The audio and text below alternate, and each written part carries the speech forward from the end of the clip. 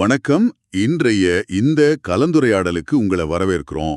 நாம இன்னைக்கு லூக்கா எழுதின நற்செய்தியில ஒரு குறிப்பிட்ட பகுதியை கொஞ்சம் ஆழமா பார்க்க போறோம்.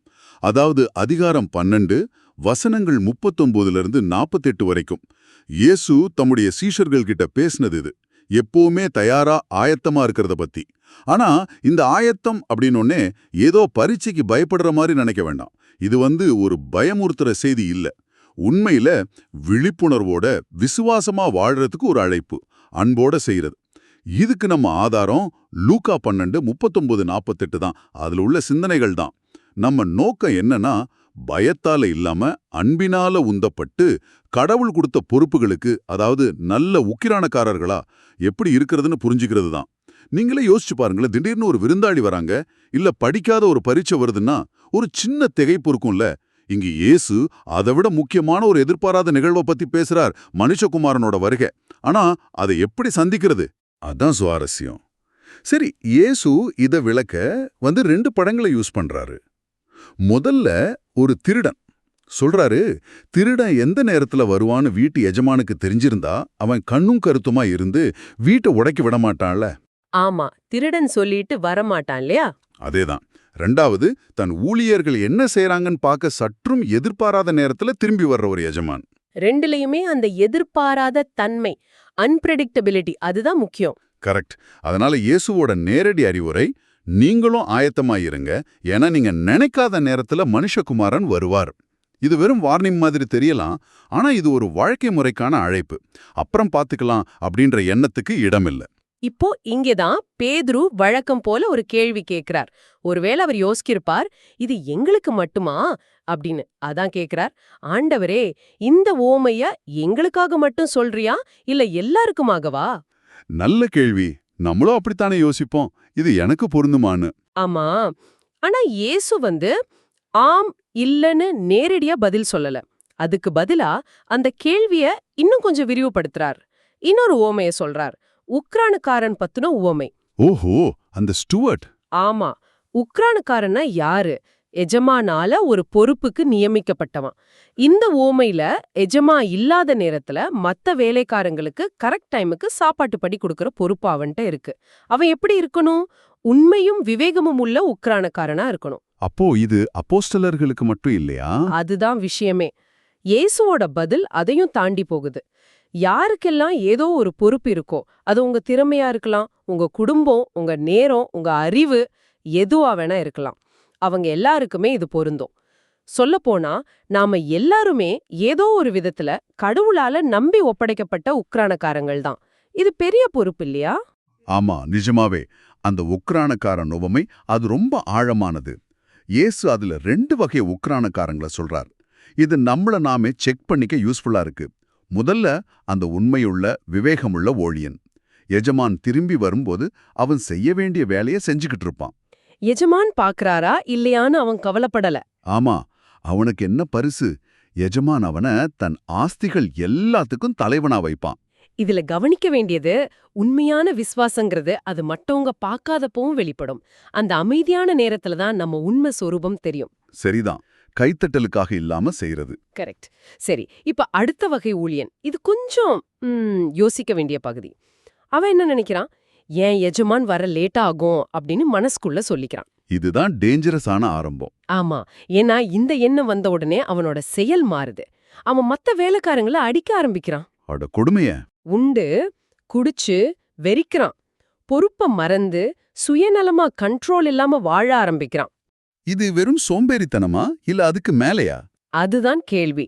ஒருவேளை எஜமான் மேல இருந்த அன்பு குறைஞ்சிடுச்சா, இல்ல எஜமான் திரும்ப வருவாருங்கிறதே சந்தேகிக்க ஆரம்பிச்சிட்டானா? காரணம் எதுனாலும் விளைவு ஒண்ணுதான். பொறுப்ப தப்பா பயன்படுத்துறான். மத்தவங்கள நடத்துற விதம், நேரத்தை செலவழிக்கிற விதம் எல்லாம் மாறிடுச்சு. இது நம்மளோட அன்றாட வாழ்க்கைக்கு ஒரு பெரிய வார்னிங் மாதிரி. நம்ம கவனமா இல்லைன்னா கடவுள் இப்போதைக்கு வரமாட்டார், இன்னும் டைம் இருக்கு, இந்த மாதிரி எண்ணம் நம்மளையும் ஆட்கொண்டுடும். ஆமா, நம்ம ஆன்மீக ஆர்வத்தை அது குறைச்சிடும். உலக விஷயங்கள்ல மூழ்க வச்சிடும். இயேசுவோட எச்சரிக்கை இங்க ரொம்ப ஸ்ட்ராங்கா இருக்கு. ஆனா அது அன்போட கொடுக்கப்பட்ட எச்சரிக்கைன்னு தோணுது. நம்ம தேர்வுகள் ரொம்ப முக்கியம்னு சொல்றாரு. விளைவுகளை பத்தியும் இயேசு ரொம்ப தெளிவா சொல்றார். செயலுக்கும் அறிவோட அளவுக்கும் ஏத்த மாதிரி விளைவுகள் மாறும்னு சொல்றார். அந்த விசுவாசம் இல்லாத பொறுப்பில்லாத ஊழியனுக்கு என்ன ஆகும்? அவன் நினைக்காத நேரத்துல எஜமான் வந்து என்ன செய்வார்? அவனை கடுமையா தண்டிச்சு அவிசுவாசிகளோட அவனுக்கு பங்க நியமிப்பார். இது ரொம்ப சீரியஸான ஒரு முடிவு. ரொம்ப கடுமையான வார்த்தைகள். ஆ, ஆனா அதோட நிறுத்தல. இன்னும் கொஞ்சம் நுணுக்கமா பேசுறார்.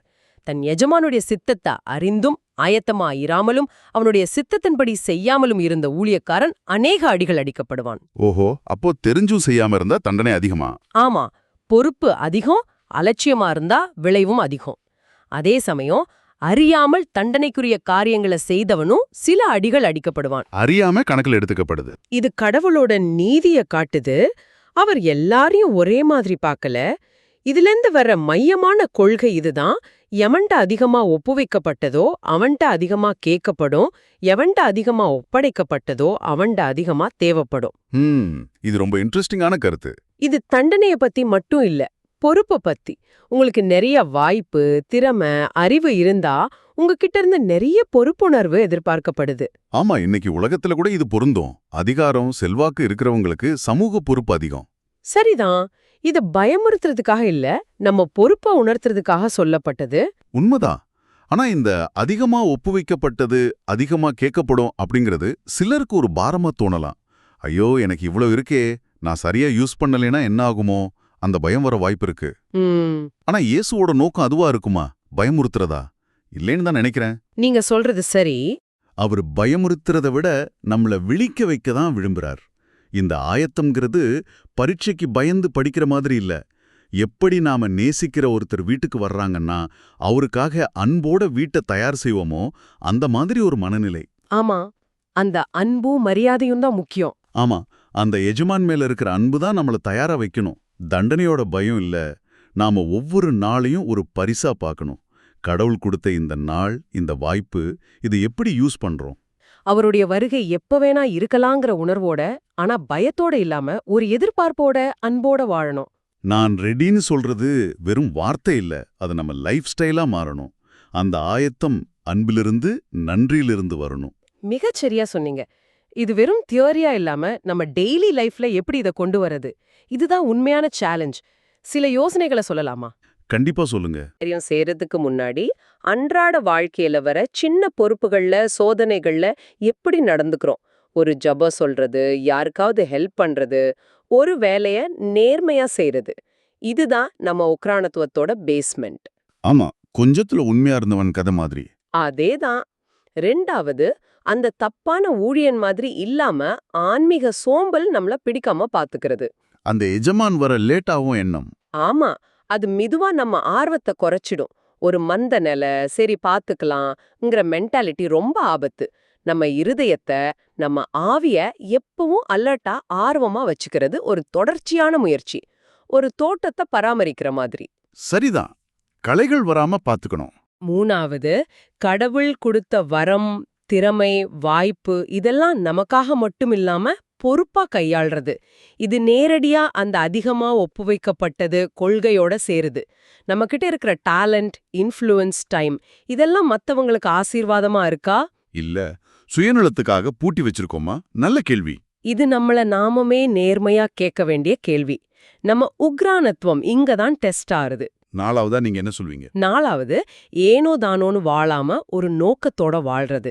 இயேசு சொன்ன மாதிரி விழித்திருங்கள்.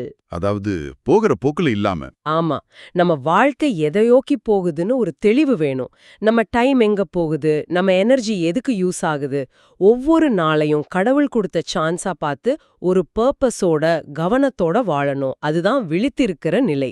சரி, கடைசியா, ஆனா ரொம்ப முக்கியமா, நல்ல அன்பு செலுத்துறது. பவுல் சொன்ன மாதிரி அன்பு இல்லைன்னா எதுவுமே வேஸ்ட். நம்ம எல்லா ப்ரிப்பரேஷனும், எல்லா விசுவாச செயல்களும் அன்பினால மோட்டிவேட் ஆகணும். கடவுளை எப்படி நேசிக்கிறோம், நம்ம பக்கத்துல இருக்கிறவங்களை எப்படி நேசிக்கிறோம், இதுதான் நம்ம உண்மையான ஸ்பிரிச்சுவல் மெச்சூரிட்டியா காட்டும். அந்த அன்பான வாழ்க்கை தான் எஜமான் வரும்போது நம்ம வெக்கப்படாம நிற்க உதவும். இதெல்லாம் கேட்கும்போது ஒரு செக்லிஸ்ட் மாதிரி தோணலாம். ஆனா உண்மையில இது ஒரு வாழ்க்கை முறை, ஒரு ஆட்டிடியூட். ஆமா, எவ்வளோ விசுவாசமா, எவ்வளோ அன்பா இருக்கும்னு காட்டுது. ஆக லூக்கா 12:39-48 வரைக்கும் உள்ள வசனங்கள்ல இருந்து நாம இன்னைக்கு எடுத்துக்கிற முக்கியமான மெசேஜ் இதுதான். தண்டனைக்கு பயந்து இல்லாம கடவுள் மேலேயும் அவர் கொடுத்திருக்கிற ஆசீர்வாதங்கள் மேலேயும் உள்ள அன்பால நன்றியால உந்தப்பட்டு விசுவாசம் உள்ள விவேகமுள்ள உக்ரானக்காரர்களா ஒவ்வொரு நாளும் ஆயத்தத்தோட வாழுங்க. சரி, உக்ரானத்துவம், ஆயத்தம், பொறுப்புன்னு நிறைய பேசிட்டோம். இதெல்லாம் பெரிய வார்த்தைகளா இருக்கலாம், ஆனா ரொம்ப சிம்பிளா மாத்தலாம். இப்ப நீங்க இதை கேட்டுட்டு இருக்கிற இந்த மொமெண்ட்ல உங்களுக்கு கொடுக்கப்பட்ட ஏதோ ஒண்ணுல, அது உங்க நேரமா இருக்கலாம், ஒரு உறவா இருக்கலாம், ஒரு வேலையா இருக்கலாம், அதுல இன்னும் கொஞ்சம் அதிக நோக்கத்தோட, இன்னும் கொஞ்சம் அதிக விசுவாசத்தோட, இன்னும் கொஞ்சம் அதிக அன்போட செயல்பட நீங்க எடுக்கக்கூடிய ஒரே ஒரு சின்ன சிம்பிளான உறுதியான ஸ்டெப் என்னவா இருக்கும்? இதை மட்டும் கொஞ்சம் யோசிச்சு பாருங்களேன். இந்த ஆழமான உரையாடல்ல எங்களோட இணைஞ்சிருந்த உங்களுக்கு எங்களுடைய நன்றி. மீண்டும் சந்திப்போம்.